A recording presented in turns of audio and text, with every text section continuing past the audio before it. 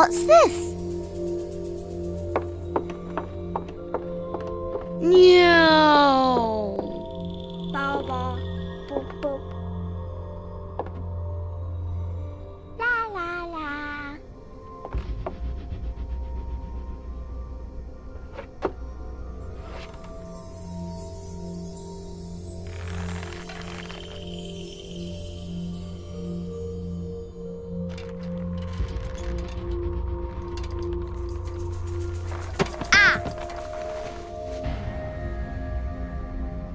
Ooh.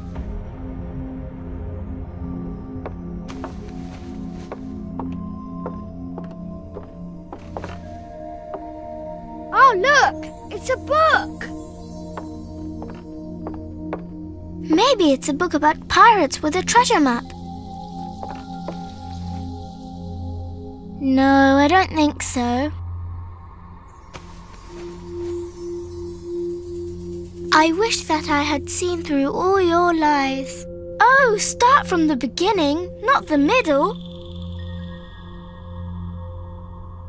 And so I decided to pick up my pen to relate the most disturbing episode of my life thus far.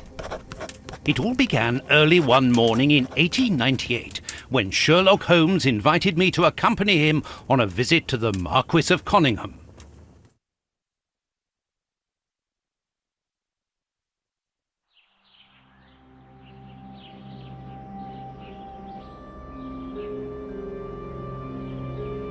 Watson, my dear fellow, we can now go and inform the Marquis that we have found the Samoan necklace, and very much faster than Inspector Baines, too, which pleases me.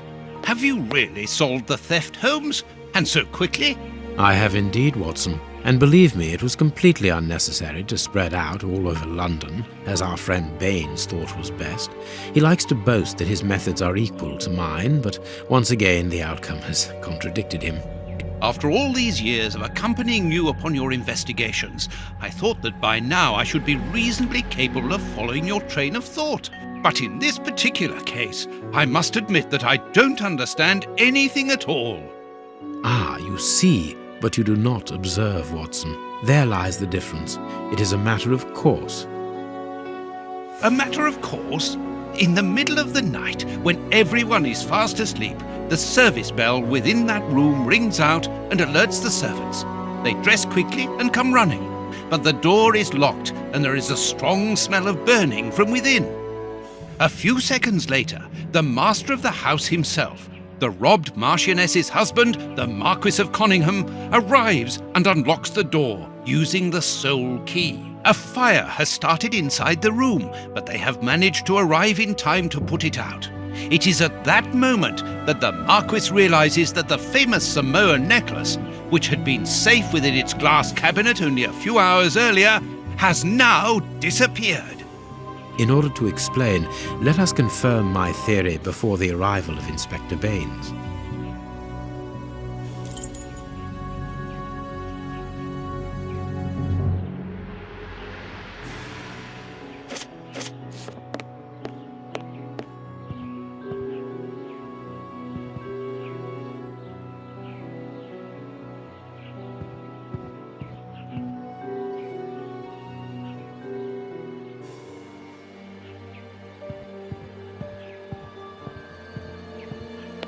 This window was cut with a diamond, a clean, discreet piece of work. This is where the necklace was. See how tiny the hole is, and not one fingerprint upon the window.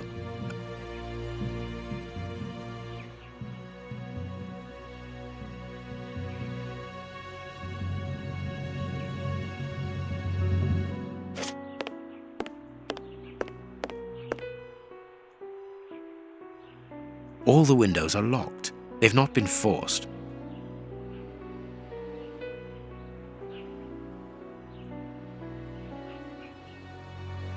A mark undoubtedly made by a diamond. Someone tried to cut the glass, but he was interrupted. Therefore, the thief tried to escape through the window, but he was interrupted.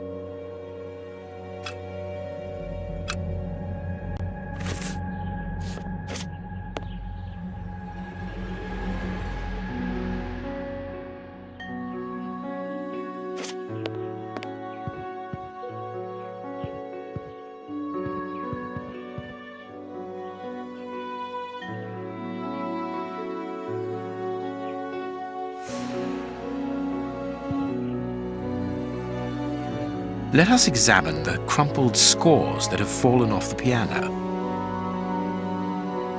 Nothing of interest here.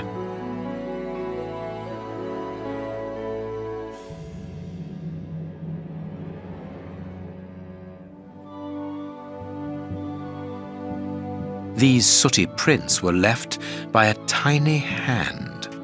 I don't understand why these music scores are covered with soot.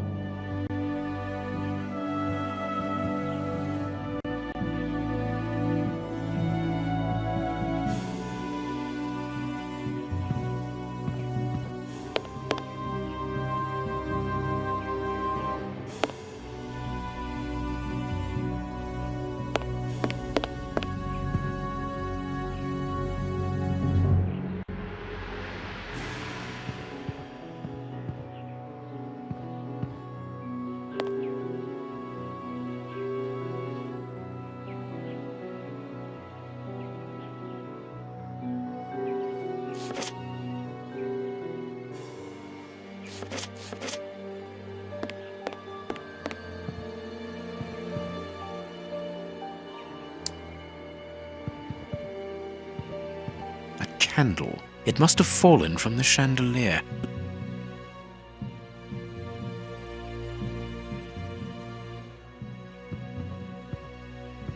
Not very well kept, this aquarium. I can see a dead fish floating on the surface.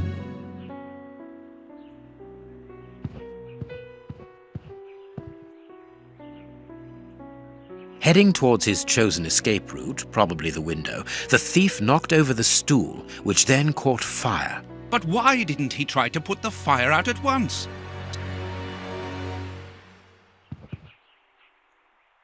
The fire started here, just beneath the bell pull. Whoever pulled the cord would have had his feet in the fire, unless it was pulled before the fire started. Footprints. You are not going to get on your knees to examine them. There is no need. It is soot. The servants must have trodden in it while they were putting out the fire.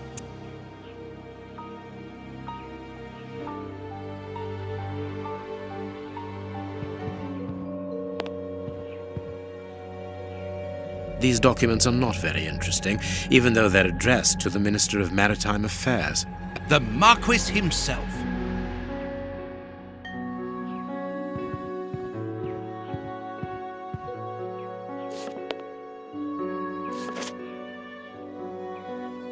When the servants arrived at the door, having been alerted by the bell, they saw evidence of the theft and the fire, but they didn't see the thief.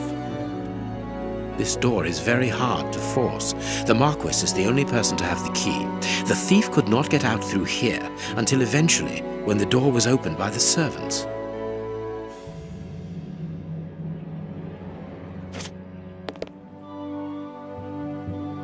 What do you think, Holmes?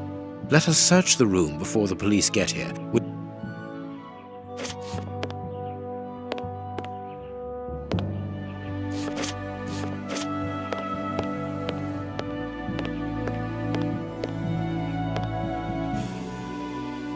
This draft screen makes an ideal hiding place.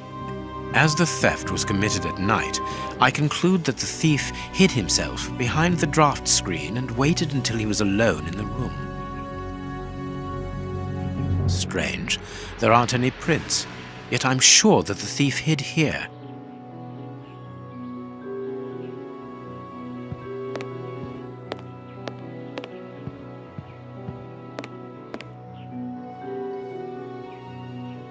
All the windows are locked. They've not been forced.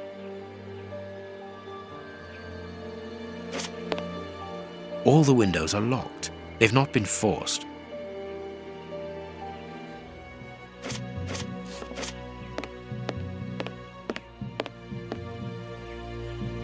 The chest wasn't opened. The necklace wasn't in it.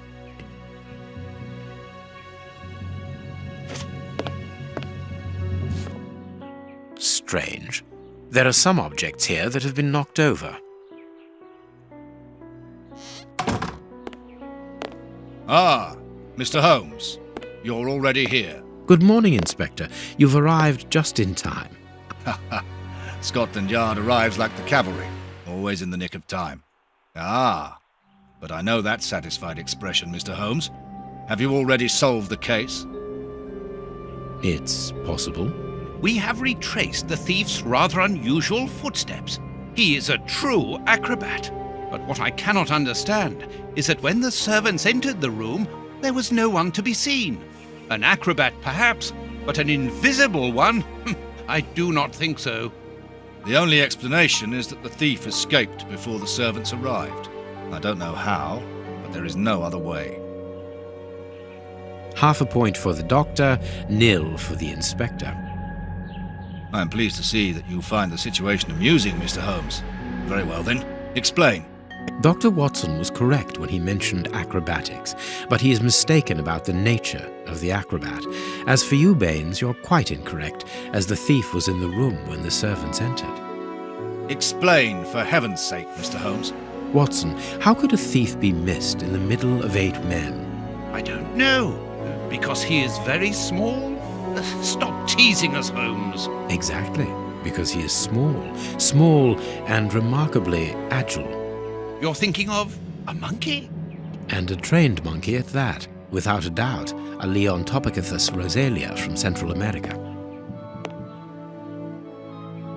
The animal had been hidden inside the room for several hours, calmly awaiting the signal from his master.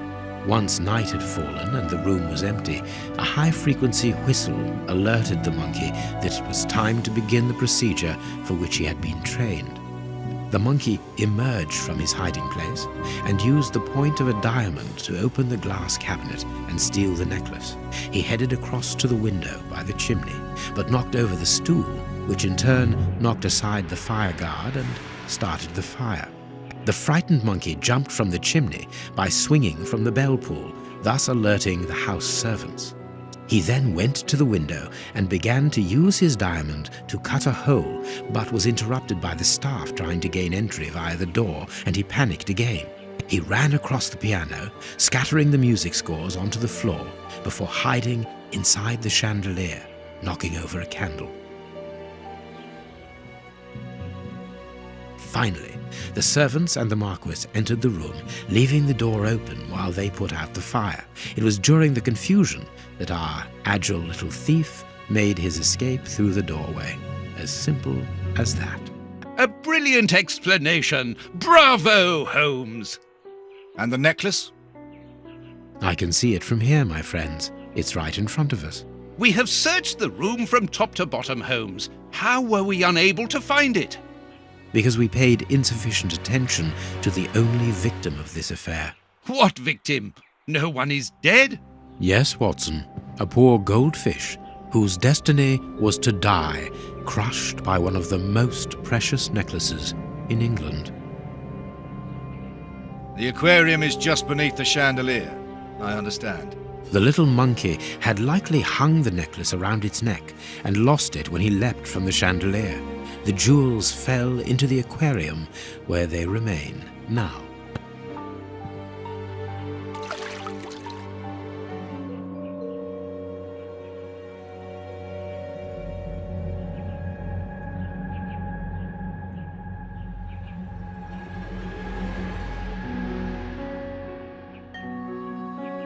Marquis, here is your necklace, intact, just a little wet.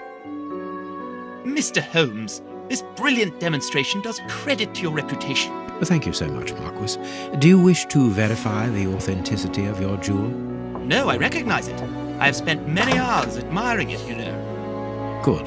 I will return it to its box and... Inspector, a bank has just been held up. You must follow me at once. Orders of Scotland Yard. What times? Sirs, duty calls. My regards, Marquis. And well done again, Mr. Holmes. There, the necklace is in its box. We've lost enough time here. Let's go home, Watson. Ah, very well, as you wish. A good day to you, Marquis. With pleasure, gentlemen. And once again, thank you.